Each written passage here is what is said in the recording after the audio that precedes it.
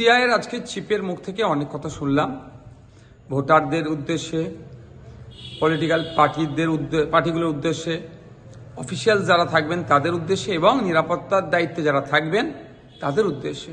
ভালো লাগলো। তবে বিগত ভোটগুলোর অভিজ্ঞতা থেকে বলতে বাধ্য হচ্ছি, অনেক সময় অবজারভারদেরকে ফোন করলে ফোন নট রিচেবল থাকে বা নিরাপত্তার দায়িত্বে যারা থাকেন তাদেরকে ফোন করলে যথাসময় এসে পৌঁছায় না, ফলে একটা সমস্যা তৈরি হয়। কিন্তু এবারে যেভাবে দেখলাম বক্তব্য দিলেন বা যেগুলো শুনতে পেলাম, ভালো লাগলো যে ভারতবর্ষের গণতন্ত্রের সবথেকে বৃহৎ উৎসব, দেশ পরিচালনার দায়িত্ব কাদের হাতে থাকবে, জনগণ কাদের হাতে তুলে দিচ্ছে। এত বড় একটা নির্বাচন যাতে শান্তিপূর্ণ নির্বিঘ্নে হয় তার ব্যবস্থা, তার সুনিশ্চিত করবেন ইসিআই।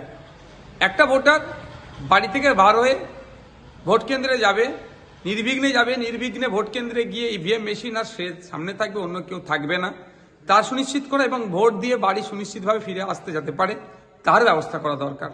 শুনছি 7 দফায় ভোট হবে, 7 দফায় কত দফায় ভোট হচ্ছে বা কত বাহিনী আসলো, এর থেকে বড় কোশ্চেন জনমানুষে যেটা ঘুরছে বা আমরা একজন রাজনৈতিক ব্যক্তিত্ব হিসেবে প্রশ্ন তুলছি যে ভোটটা যাতে নির্বিঘ্নে হয়।